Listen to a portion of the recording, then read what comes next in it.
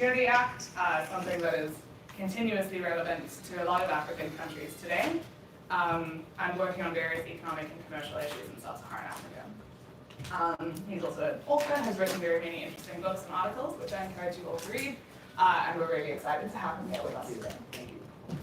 And then last online, we have Colin Coleman. Thank you, Colin, for joining us. Some of you may recognize him because he taught a course at Columbia earlier this year in the spring semester, which I've heard from many people was one of their favorites, so well done, Colin.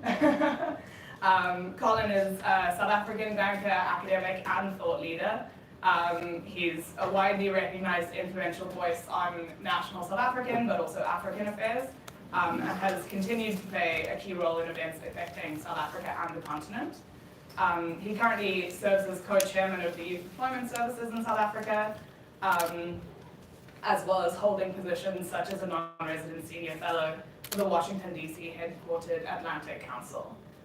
He's an independent non-executive board member of major groups in South Africa, including the Foschini Group, which is a critical part of South Africa's business environment, and spent a significant part of his life working at Goldman Sachs, where he ended up as the Chief Executive Officer of Sub-Saharan Africa up until 2019.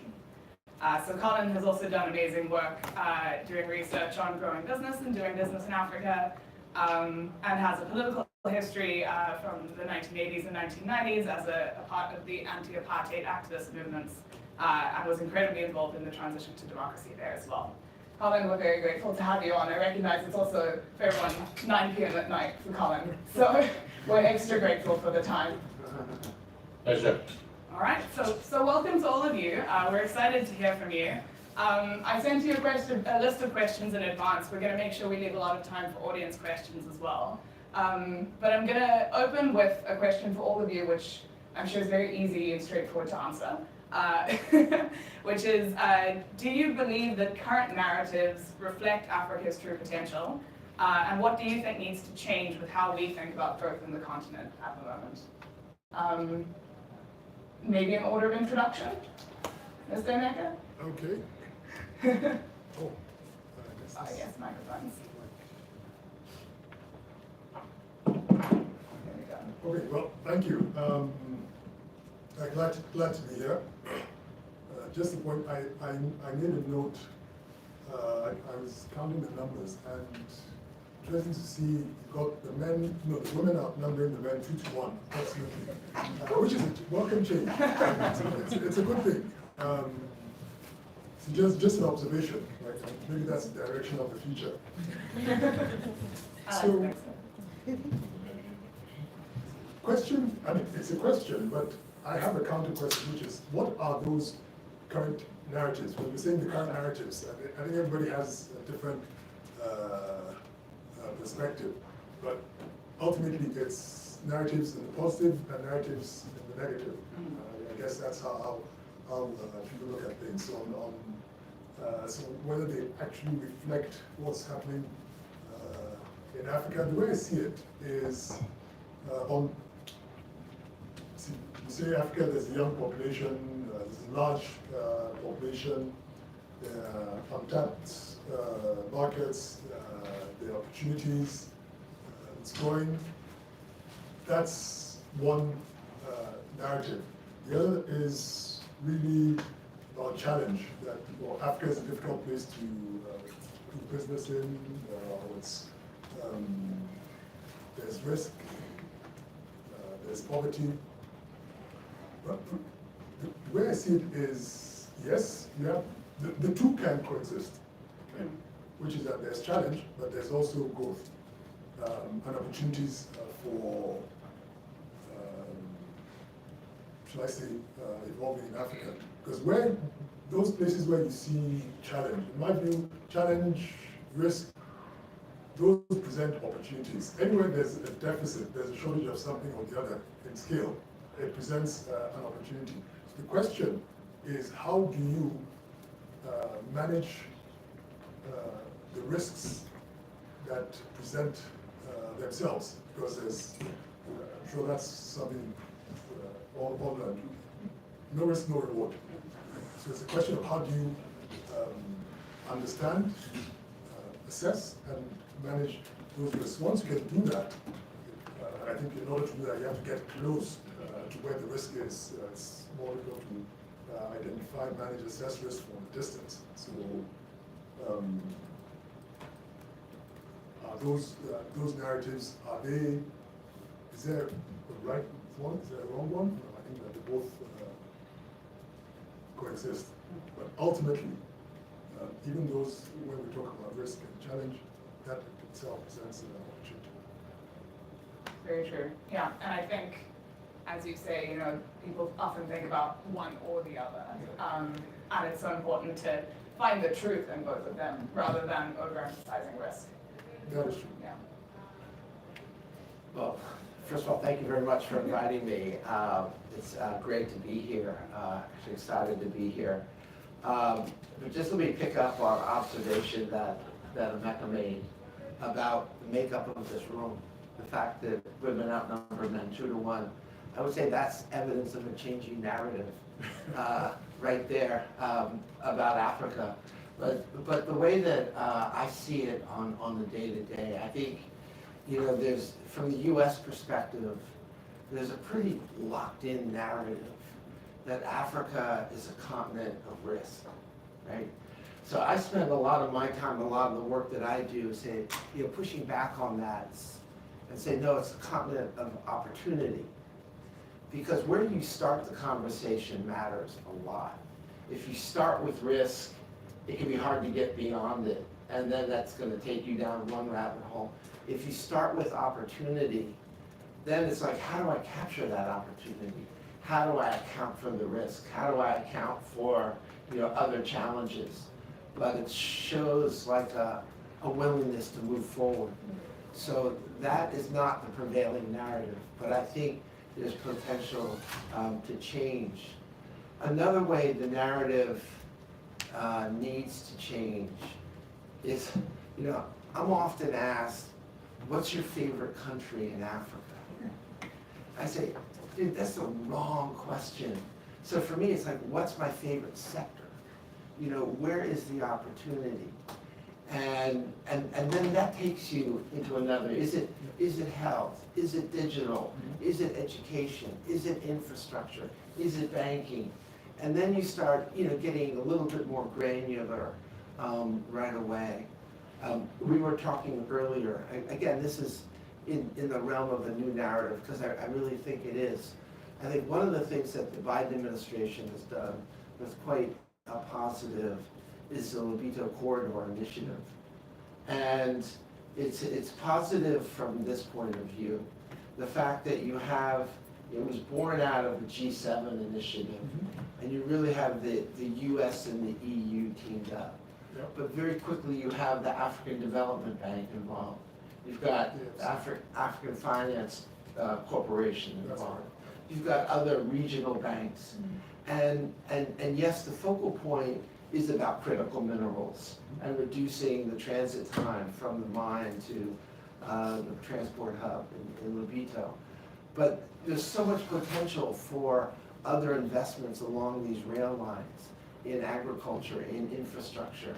So I think if we keep thinking about these kinds of new narratives, these kinds of new partnerships, it can really unlock a lot of potential that otherwise is going to stay stuck in the old narrative. How do I invest in Africa? That doesn't really get us very far. But I guess the last point is, this Lobito Corridor, this kind of new partnership, I would put it, really, it's a platform on which to build. It's a platform on which to build with China, if we can get there. It's a platform on which to build with the development community, if we can get there. And I think that's really the key to unlocking a lot of growth on the continent. So I'll just leave it there. I hope one day we get that new narrative. Absolutely. 100%. Yeah, and pull those strings together into something cohesive Yes. as well. Colin, may I throw it over to you? Yeah, it's a very broad question, but let me just hit the highlights. The first thing I'd say is, the IMF just come out with economic forecasts for the world. Africa, they put at just above 4%, which is in a post-COVID world an improvement, but still below trend of the sort of decade-long growth of 5%. I think that reflects that actually the global financial crisis by and large bypassed Africa, whereas the post-COVID effects of global inflation really hit Africa extremely hard. So what it did was raise the cost of capital in a context where growth was hit quite hard, debt had risen, and the cost of debt had gone sky high. And imported inflation, I mean, when you have inflation in Nigeria of 35% still, what that did was effectively dislocate what I call the transmission belts of economics, which is the currency. And you saw the currency in Nigeria go from in the realm of 300 to 500 naira to the dollar to around 1600 naira to the dollar, which in turn has caused a massive dislocation in the economies, rising costs, and so on. Kenya, the same thing. Kenya of late has come back quite a bit in their currency. I think their currency has strengthened about 14-15% since the lows. And a place like South Africa has been protected by inflation targeting, which has been very well managed by the central bank. So you find that there's been much less volatility in South Africa. But Egypt, Nigeria, Kenya have all been dramatically affected. So I think what we're seeing now is a stabilization as inflation in the world comes down. Even though the geopolitics is by no means settled in the world, we're starting to see effectively the worst getting behind Africa, and I think we're on a trajectory upwards. I think the places where, out of my course, which I'm pleased to tell you, for those particularly of you who are in first year of MBA or deeper course, next year, September, I'll be teaching again at Columbia Business School, the same course or a slight derivative of the course doing Business in Africa, the next frontier of global growth. So I hope to see you, some of you in my class, spread the word.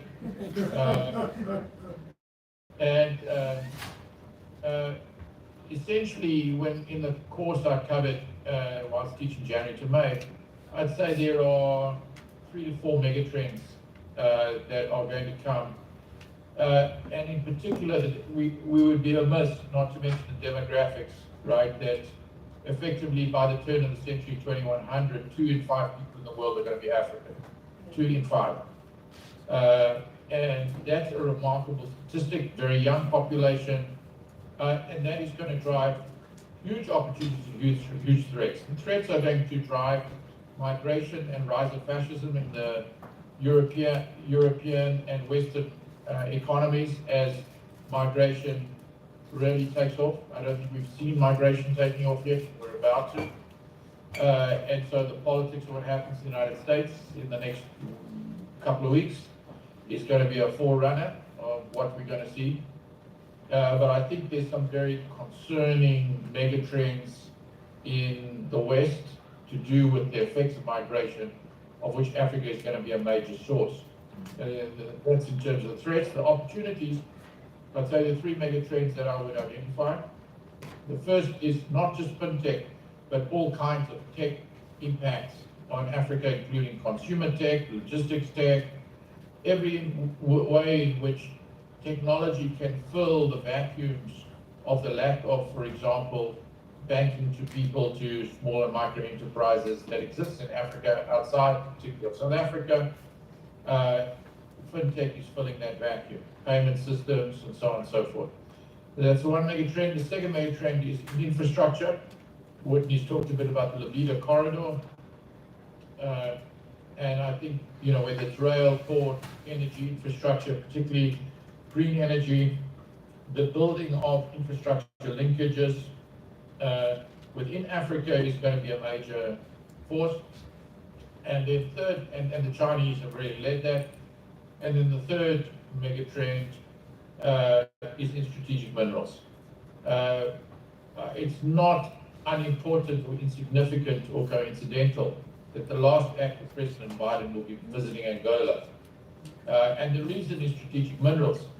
You know, it sort of struck me that if I was in the intelligence agencies in the United States, I'd be spending a lot of time thinking about Chinese competitive advantage in locking down strategic minerals of all types in Africa.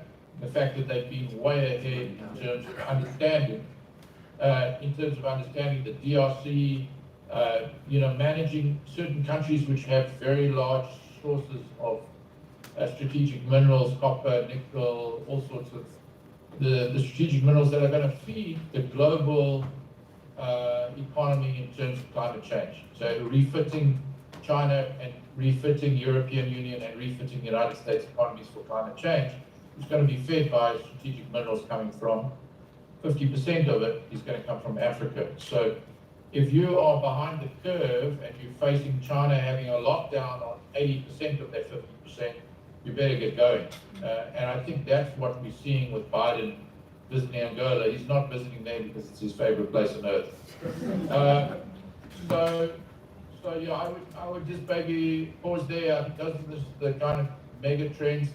They're threats and opportunities, but in terms of numbers, the only country or continent that is going to outsize Africa in terms of absolute GDP growth in the next 75 years is going to be India. After that, Africa is basically next. So if you want to have the largest economic opportunity, doing business in Africa is right in front of you. Oh, it's a powerful message. Yeah. I just wanted to add something what said also triggered that, which is when we think of Africa, or when we talk about Africa, we tend to talk about Africa as one, but it's not. It's 54 countries, and when we talk about growth, the rate of growth differs with point in time and also with countries. So in this season, maybe in the last decade, you have, I guess, Rwanda's, Ethiopia's, people like that. At a different point in time, it's a different set of countries. So it's a large portfolio of countries. So that's the thing to think about, that Africa is not just one. So whether it's from an opportunity perspective or from a growth perspective, it's something that we ought to keep in mind. Absolutely. Yeah. I think, as you say, each country is so unique and industries really matter, Yeah. and where those industries are also matter. And so it's about thinking about both of those things as you investigate how that growth is going to continue.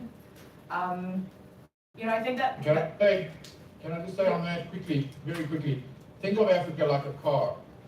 The engine of the car is a 3-cylinder engine with Egypt, Nigeria, and South Africa at its core. There are other auxiliary countries. I would say Morocco, Kenya, Ethiopia. These are going to be important countries, Angola. But to the extent that the engine is not working in Nigeria, South Africa, and Egypt, the whole car doesn't drive. So I would just emphasize these engines. And just doubling down on Mecca and Colin, I think you said it may change. Like the country that's up today might not be doing so well tomorrow. The country's not doing so well tomorrow to be a leader today. And you look at Angola as one example. The way President Lorenzo has sort of shifted Angola strategically. I think, it's really important to pay attention to these countries and these changes and to not have the static view of Africa as one country, but to really understand what is happening in each of the 54 countries and why an opportunity may not look so good today, but 5 years from now, it's going to come online and we need to get ready for that. Yeah, absolutely. I think this leads really well into something else that I wanted to touch on, which is You know, we've spoken very much about how each individual country has its own environment that needs to be very seriously considered. I think Africa has also shown in recent, maybe 10 years, that there's a lot of effort towards doing regional business as well, in terms of improving trade, in terms of the AFCFTA, trying to put systems in place that allow African countries to be internally a stronger force as they work together to work towards this economic growth and development. And so I guess what I'd love to kind of hear from you all is, you know, the AFCFTA has been in place for 5 years so far. I think a lot of people would say it's primarily been in place on paper rather than in practice. I would love to hear from you, what do you think the next 10 years look like in terms of regional integration, regional growth, and whether this is a feasible way for us to think about it, or if we need to be looking internationally as well. Can I start? Why not? Why not? So look, I think the AFCFTA is critically important. The notion of Africa coming together as the largest free trade area in the world, you know, goes to the point that Colin made, you know, about Africa's population and the youth and just unlocking that. But the challenge was once put to me by a South African businessman who said, you know, it's 1,000 miles from Cape Town to Johannesburg, and it takes my truck full of goods 17 hours to get from Cape Town to Johannesburg. Lusaka is 1,000 miles from Johannesburg, but it takes that same truck 5 days because of the border crossings. And I think that's the challenge that the AFCFTA is facing. And I think, you know, the Secretariat in Accra is on it. I think, you know, the Secretary General, Wamkele Mene, is, you know, uniquely qualified to lead this. But this is where, you know, initiatives like the Libido Corridor can help. This is where, you know, the work that we do with the African Growth and Opportunity Act that asks African countries to develop utilization strategies. Well, now the AFCFTA as the government trade facility, getting countries to really sort of put down on paper what their strategy is for regional trade. So I'm confident that the AFCFTA can achieve its potential, but I think it's important to keep in mind, you know, the European Union wasn't created overnight either. And it takes time to sort of get leadership in place and get leadership aligned, to get businesses working together and to get the goods flowing across borders. Yeah, I think that's really it. I think it's certainly well designed, well developed, the plan. The challenge is in the implementation and reducing the friction for trade. And that friction is not intellectual, it's not the legal documents, it's actually, for all the better word, it's people, it's physical friction. Because you talked about 17 hours versus Yes. 5 days. What causes that? It's people inserting themselves into the process in that 1,000 kilometers. Now, if you just have a straightforward, my own view, and this is before all this, was that across Africa, certainly West Africa, you just took away, one, the checkpoints, because they have you eliminate a lot of time already, or reduce the amount of time. And if you actually took away, and that's a more difficult one, but if you took away the border crossing, right, business will flow both ways. The reality today is people are crossing those borders. I mean, the borders across Africa are porous, right, for the people who live close to there. It's the official,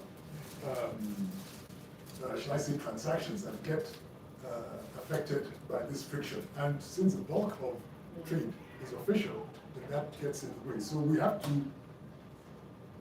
find a way to think, and when I say we is, whether it's the regulators, it's the leaders, you talk about the leaders getting in place and getting aligned, you have to think from the perspective of the customer. And you're saying for the customer, how do I get from A to B in the shortest possible time? There are some people doing it, right? Even if it's not official, so let's see how to mimic that. So really, I'm optimistic, but there's a lot of work to be done. And that work can be done and will only be done when you have the right people in place and aligned.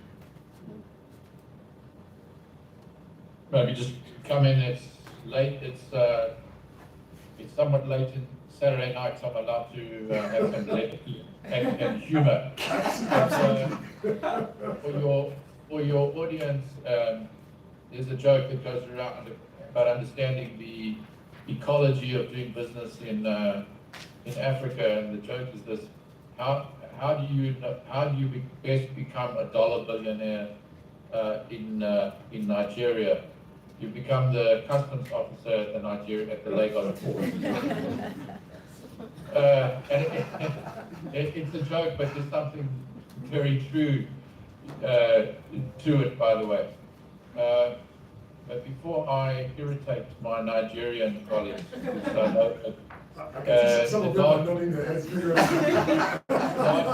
largest segment of my class from the African group, student group, was from Nigeria. I think what's been said by Whitney and Emeka, and greetings to them both, is absolutely true. I would just add that this 5 years hasn't really been 5 years. It was kind of 6 months, then COVID came, it completely disrupted the beginning of it, and I think it's only got together again over the last year, and I think Monkel is doing a good job. There are a lot of protocols that are the first and easiest things to do. Then it's about how do you get the system to operate, to deal with the practicalities of executing on the agreements. I would just also add, I think the technology side is an interesting one, because the private sector is going to help the AFCTA's implementation through things like technology, logistics technology. There's a company called Corridor, spelled Koridor, which is a Stellenbosch-based logistics company that uses camera-based technology and digitization to assist trucks moving through the African continent with digital cameras and so on, which monitor the processes as their trucks go through border posts. Instead of carrying cash, they process payments digitally. There's a whole bunch of things to effectively disrupt the friction costs of corruption at border posts.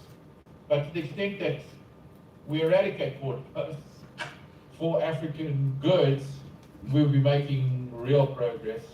I don't think we're there at all. And then the question becomes, let's say Apple wants to develop a massive assembly plant or a massive manufacturing plant for African exports of Apple products from South Africa.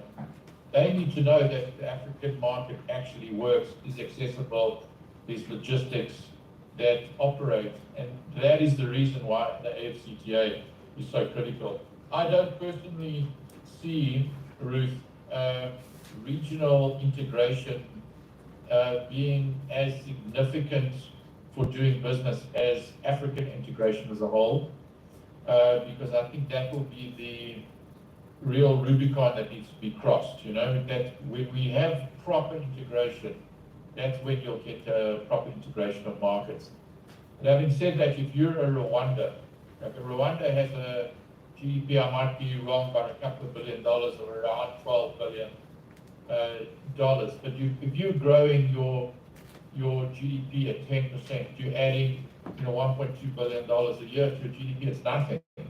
So when I met President Kagame, I said to him that this is the first time I've really understood the value of regional integration to a country like Rwanda, because they need to be able to produce for much bigger markets. Otherwise, they're not really moving the needle for themselves. Yeah, absolutely. And as you say, it's a huge task, but so much opportunity there as we move towards it. I have a full page of questions that I'm going to ask you all, but I'm aware that there are about 50 people in the room who feel the same. And I want to make sure that we have time to open it up to the audience. So I think at this point, I will put my personal feelings aside and let you all have a go at it. And we'll take questions for the rest of the session. I think we have a mic roving around to make sure everyone can be heard properly. So open it up.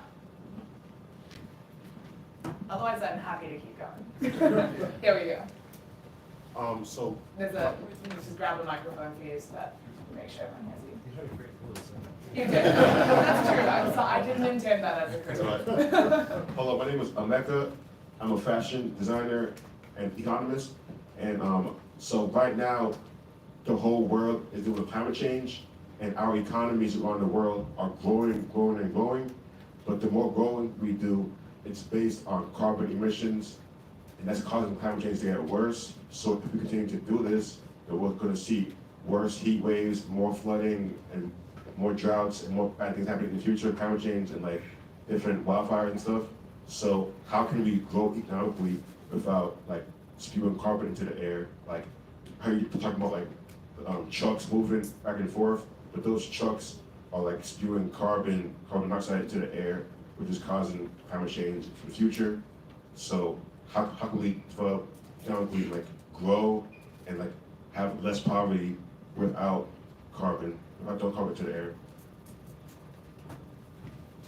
Respond to the others. Should we, let's get maybe 2 or 3 questions and then we can group them together. I see a crowd on the middle. Here we go. So thank you so much for your inputs. My name is Joella. I work as a research analyst for a consulting firm in DC. This past week, the World Bank and IMF hosted their fall annual meetings, and the African Union hosted a side event titled "The Role of Centering African Multilateral Financial Institutions in Catalyzing Sustainable Economic Development in Africa." Mr. Imoa, you work with the African Finance Corporation. How do you all work alongside the African Development Bank and other African multilateral institutions in catalyzing sustainable economic development on the ground? Thank you. Let's take one more and then we'll go to some questions. Hello, my name is Elvis Amin. I'm a graduate student at NYU. The question that I had is that we live in an interesting time. I think most of us know that there's a new scramble for Africa as the world is changing geopolitically.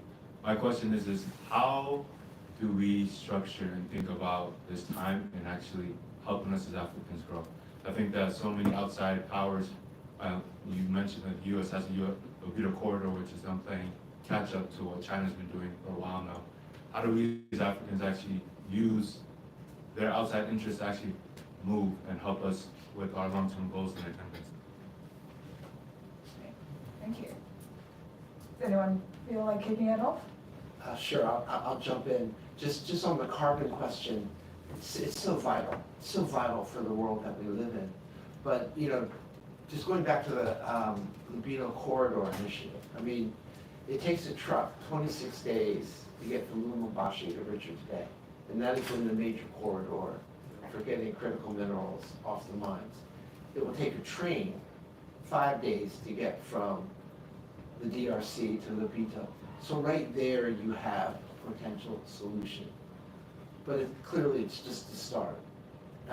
Much more money has to be mobilized to help African governments make the transition to green energy solutions. Kenya has about 97% of its energy that comes from non-fossil fuels, which is quite incredible. I think it shows what can be achieved, but clearly much more needs to be done.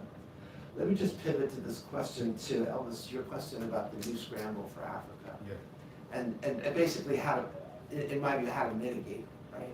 Is how do we use this to actually help us? Because I think Yeah, that take advantage. Yeah. So I think there's imminently a great opportunity in South Africa becoming chair of the G20. Because China is a member of the G20, US is a member of G20. And one of the key issues created by the G20 has been the common framework on debt relief. And I think we all know that that doesn't work very well.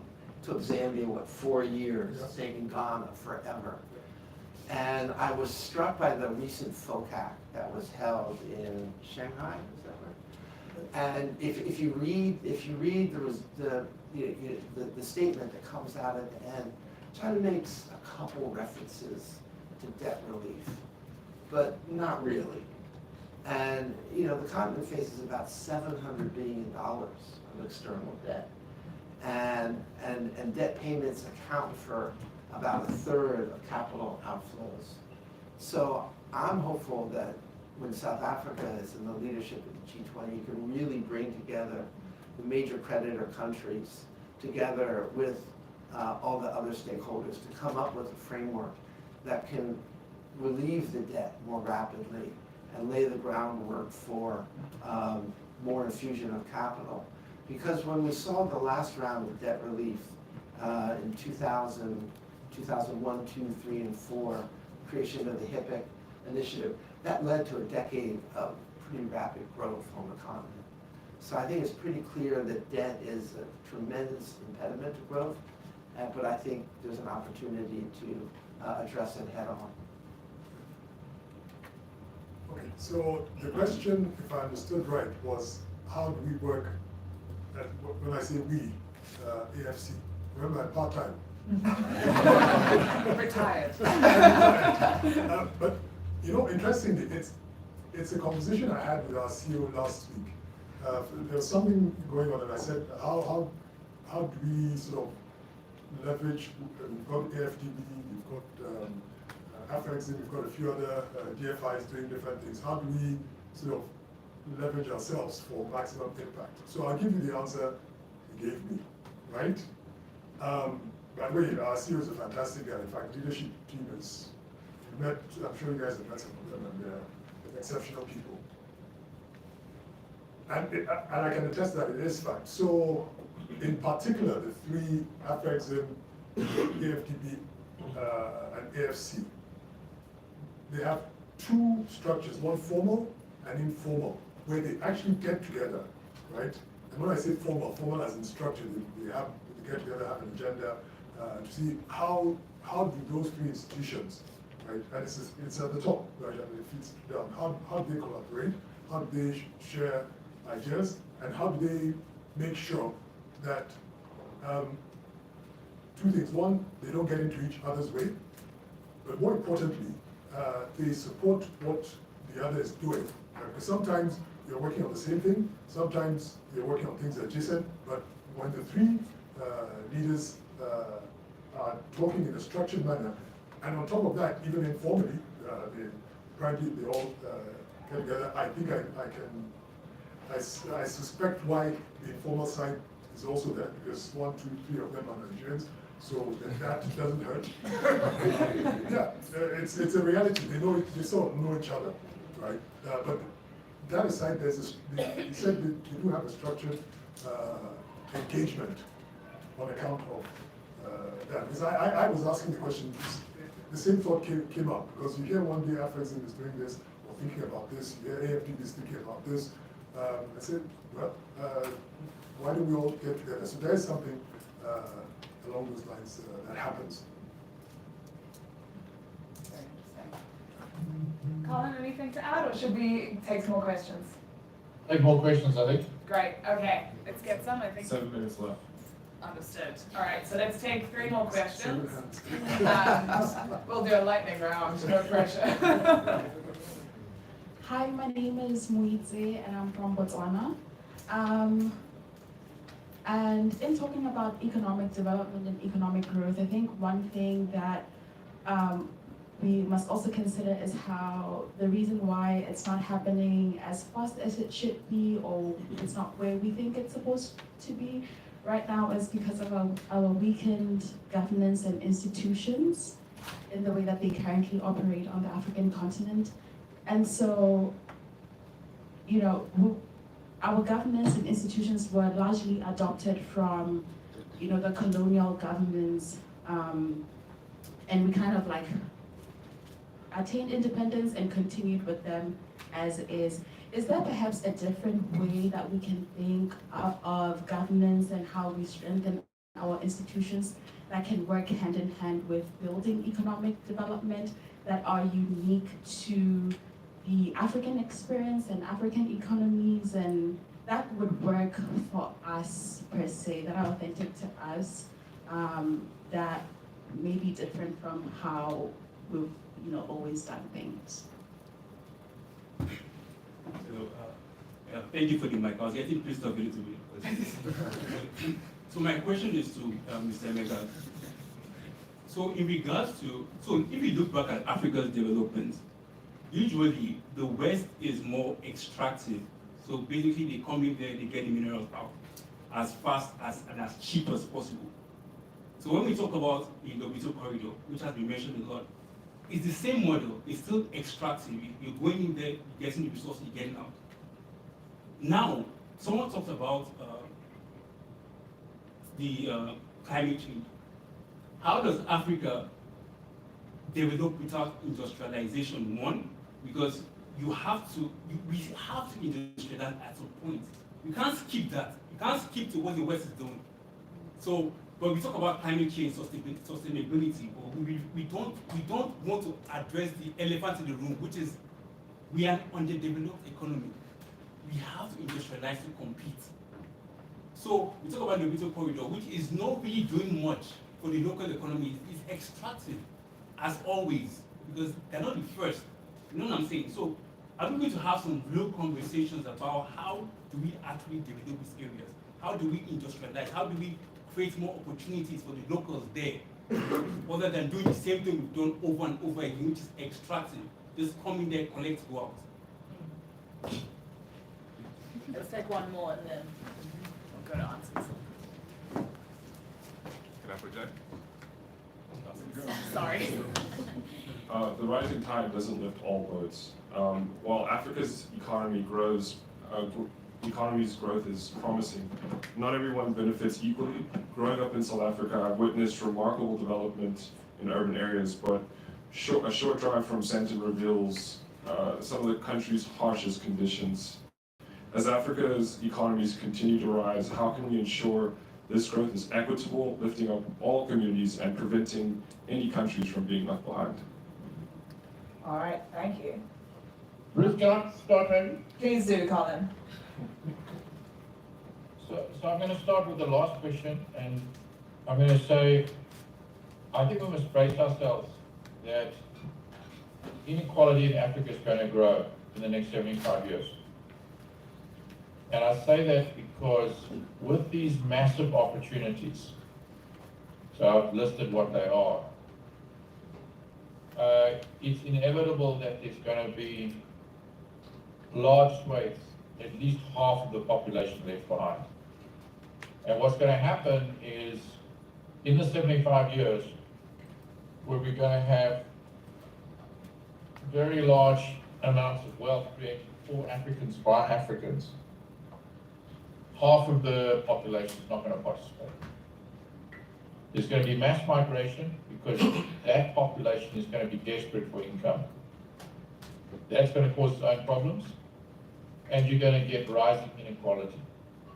I think that it's a massive problem that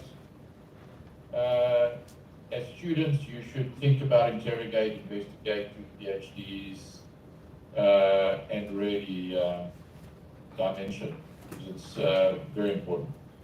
On institutions, and I'm going to come to the industrialization question, it's at that question by the questioner is at the heart, I think she was from Botswana, is at the heart of what I deem to be the ultimate risk and the ultimate weakness of the African growth story, is that inherited from the colonial history, we have corrupted the democratic birthing of democracy for Africa through the passing of the colonial baton to the liberation movements and others. And what are the mitigants? I think one of the key mitigants is technology. So if you really think hard, one of the problems with institutions is that in the absence of economic growth being spread widely, politics becomes the conveyor belt for gaining resources, and public service is about accumulation, not about public service. So what we need to do is move the budgets away from consumption to production. And when I say that, it's again another whole area for thesis to be written by PhD students about African institutions, how to remodel them. But if we are going to move budget expenditure to productive investment, we need to release a lot of salary employment in the public service. And we can do that through effectively using technology in the back office. So the home affairs, the health process, education, so on and so forth. If a lot of that is online and digitized, then you can remove a lot of the bureaucracy that get in the way, that are corrupt, that get in the way of public service, and you can release a lot of that consumption into frontline nurses, police, teachers, and so on, who are productive. And more importantly, you could put money into research and development, you could put money into industrial development, tariffs, exports, beneficiation, and so on, and get your economies to be much more productive. So that is a big challenge it's a generational challenge, transition away from a consumptive economic model led by the governments that are old world. And that leads me to industrialization. I think that you're 100% correct that the libido corridor, not the libido corridor, just in case people were thinking there was some confusion. It's not libido, it's libido with a T. That type of model is an extractive model. But let me also tell you the truth about that. A lot of people, when I was at Goldman Sachs, would complain about China coming and extracting copper, particularly in the DRC. I don't know if you remember, there was a very large copper for financing transaction, where basically the Chinese said, we will take the copper out of the ground, we'll give you financing, and we'll build the infrastructure at a set price over a long period. The World Bank had to sanction the transaction. And the truth is, if the DRC didn't do that, that copper would be in the ground. It wouldn't be productive. There would be no development at all. So what's better, for the Chinese to go away and ignore it, or for the Chinese to develop it? And obviously the best for African countries is to have optionality, to have the US and Europe and other people offering, so there's competition. So China's not the only one in the offering the transaction. You get the best negotiation. But I'm just making the point, you are hitting at extraction, but what's the alternative to extraction? The extraction of mineral resources needs to happen. And then I think your point is, it needs to be beneficiated. Beneficiation requires competition, it requires education, it requires a whole bunch of development in those local economies that some are doing and some are not. I mean, Rwanda is doing amazing things, as one example. I think Ethiopia in their own way is developing a manufacturing industry that's trying to effectively attract labor from China, or attract manufacturing from China, where their labor is getting too expensive and African labor can be cheaper and more competitive, and therefore they're getting some of that manufacturing coming into Ethiopia, offset by China becoming less competitive. So I think it is a slow process. I would just point to Emeka, the chairman of AFC. AFC is one of the large investors in a company called Arise IIP. Arise IIP is one of the examples of a real industrialization happening in West Africa, basically building industrial parks for beneficiating materials like timber, cotton, cashew nuts, soya beans. So that going from the agricultural chain of those countries to beneficiating for production and export to Europe and other places. I've visited a lot of these industrial parks. It's amazing to see what they do. And this is a substantial company. It's private information, but the EBITDA is very significant. It's a private company that's doing very, very well. So there are examples of industrialization happening. It's too few and far between. The AFCTA we talked about earlier is a very important catalyst for accelerating industrialization. It's a very important topic. Thank you.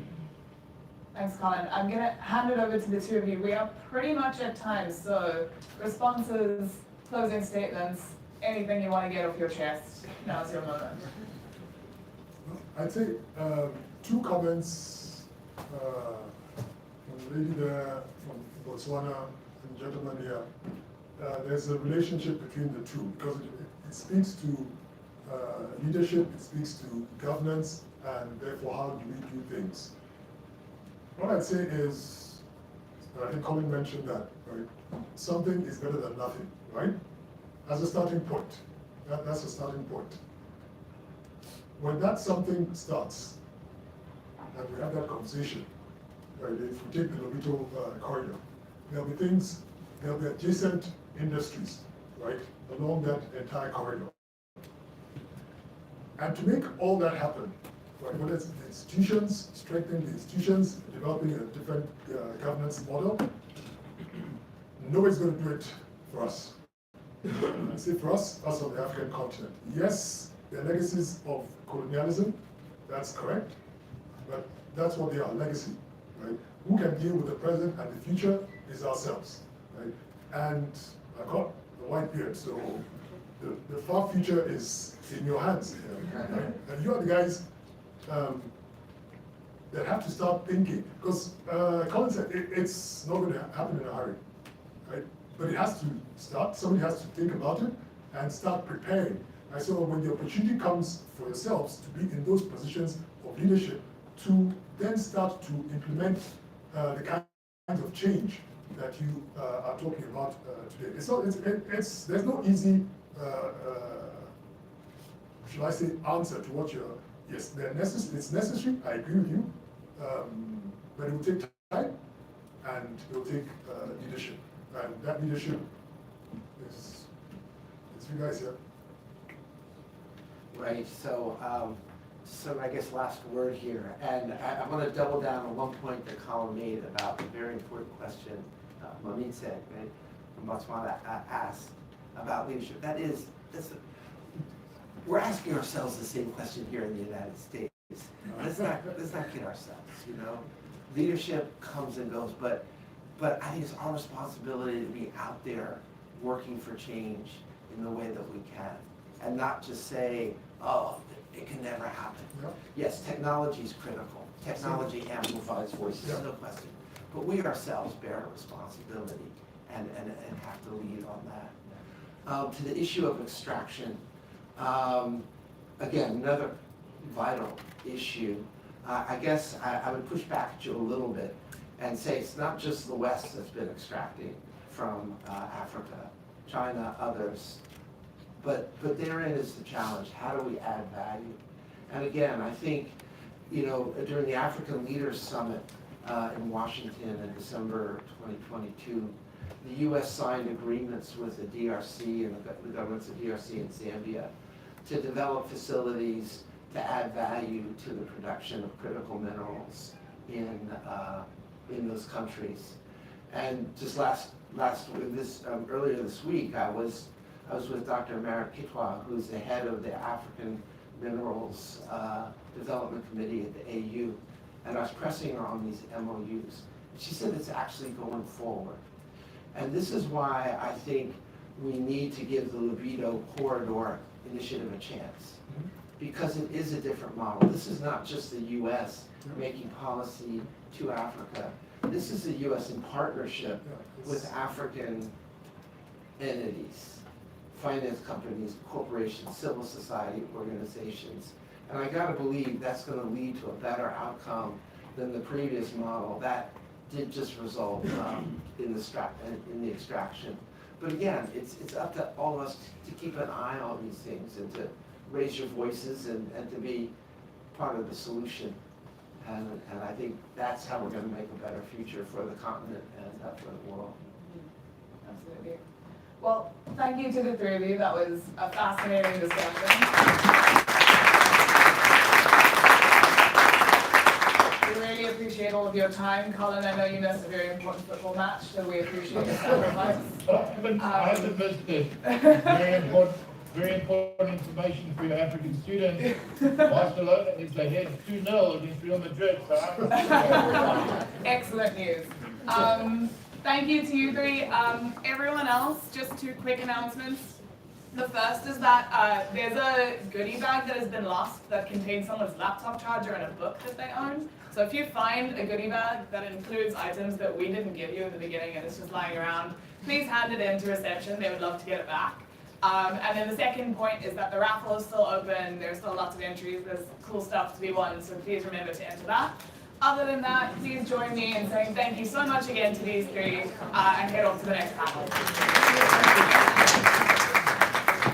Thanks, Colin. Have a good night. thank you.